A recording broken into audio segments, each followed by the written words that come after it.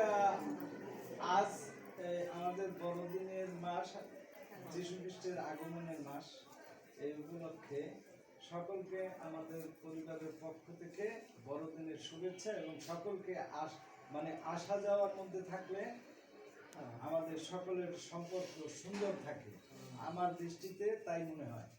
এবং এই বড়দিনের মাসে যীশু খ্রিস্টকে আমাদের বাসায় আগমনের জন্য আপনাদের কাছে বিশেষভাবে প্রার্থনা রাখছি, এবং আপনারা তার জন্য প্রার্থনা করবেন যেন ঈশ্বর প্রভু যীশুকে আমাদের কাছে প্রেরণ করেন এবং আমাদের এই গৃহে যেন তিনি থাকেন সবসময়।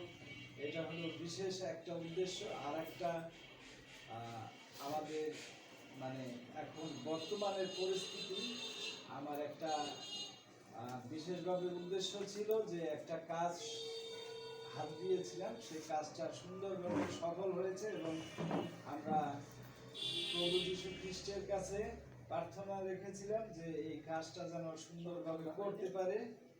তার যদি এইটা সুন্দরভাবে হয় তাহলে আমরা আপনাদের সকলকে নিয়ে একটা প্রার্থনা সভা দেব, ঈশ্বরকে ধন্যবাদ দেব, এবং সেই উদ্দেশ্যেই ডাকা। এবং এই পরিবারের বাবা মা ভাই বোন এবং বিচির বাবা মা ভাই বোন আত্মীয় স্বজন যারা যেখানে ঈশ্বরের করে নিয়োজিত আছেন তাদের জন্য আপনারা সবাই প্রার্থনা করবেন, এইটাই হচ্ছে মূল উদ্দেশ্য।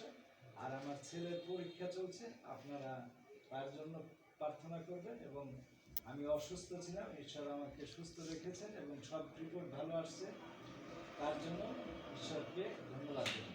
এবং এইটাই ছিল আমার মূল উদ্দেশ্য। সকলকে ধন্যবাদ। আচ্ছা, আমরা সব শুনলাম। আমার আর